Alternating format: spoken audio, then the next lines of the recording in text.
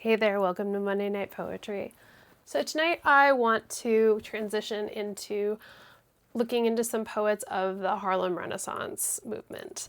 So the Harlem Renaissance, if you're not familiar with it, is a African American cultural movement that existed roughly between the decade between the 1920s into the 1930s.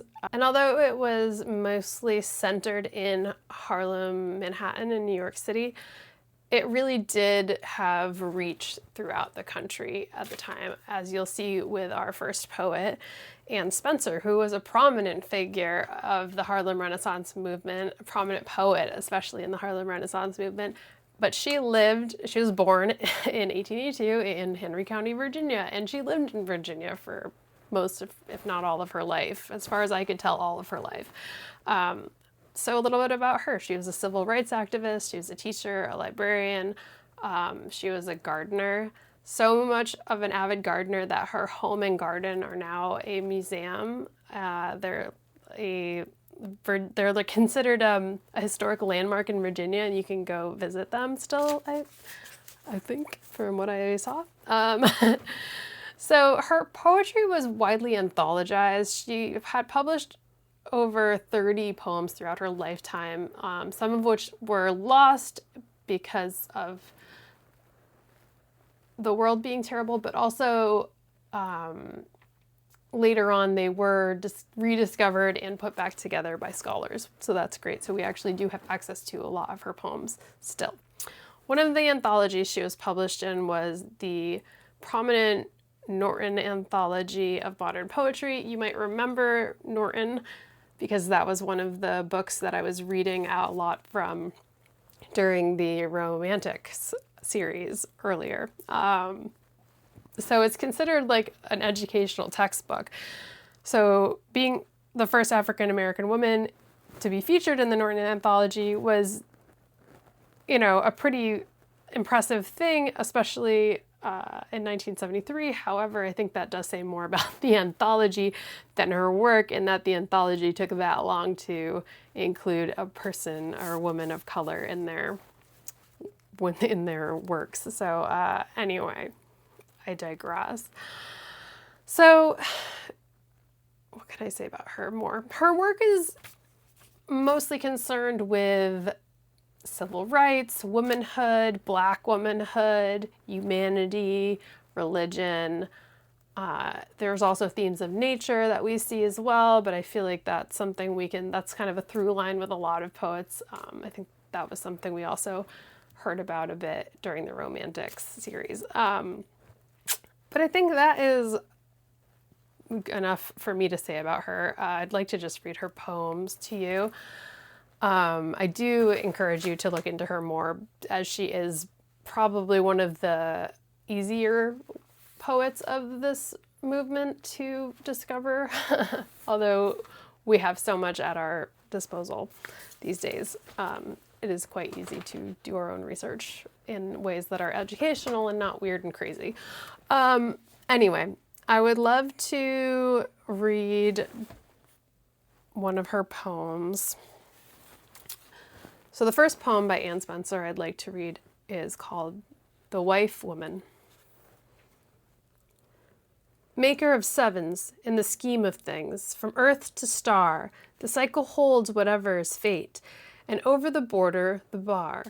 Through rank and fierce the mariner, sailing the seven seas, he prays as he holds his glass to his eyes, coaxing the Pleiades. I cannot love them, and I feel your glad chiding from the grave, that my all was only worth at all what joy to you it gave. These seven links the law compelled for the human chain. I cannot love them and you, oh. Sevenfold months in Flanders slain, a jungle there, a cave here, bred six and a million years, sure and strong, mate for mate, such love as culture fears. I gave you clear the oil and wine, you saved me your hob and hearth. See how even life may be ere the sickle comes and leaves a swath. But I can wait the 7 of moons, or years I spare, hoarding the heart's plenty, nor spend a drop, nor share. So long but outlives a smile and a silken gown. Then gaily I reach up from my shroud, and you, glory-clad, reach down. So that is The Wife Woman by Anne Spencer. The next poem I want to read by Anne Spencer is called Letter to My Sister, and it's, I'll be reading from Shadowed Dreams, Women's Poetry of the Harlem Renaissance, which is one of my favorite anthology books that I own in my collection. So anyway, Letter to My Sister. It is dangerous for a woman to defy the gods, to taunt them with the tongue's thin tip, or strut in the weakness of mere humanity, or draw a line daring them to cross. The gods own the searing lightning, the drowning waters, tormenting fears and anger of red sins. Oh, but worse still, if you mince timidly, dodge this way or that, or kneel or pray, be kind, or sweat agony drops, or lay your quick body over your feeble young, if you have beauty or none, if celibate or vowed, the gods are juggernaut, passing over. Over.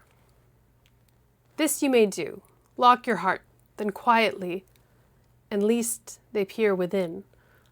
Light no lamp when dark comes down, raise no shade for sun, breathless must your breath come through, if you die and dare deny the gods their godlike fun. All right, that was Letter to My Sister by Anne Spencer. And then I think I will wrap it up with a short poem called Innocence. She tripped and fell against a star, a lady we all have known, just what the villagers lusted for, to claim her one of their own.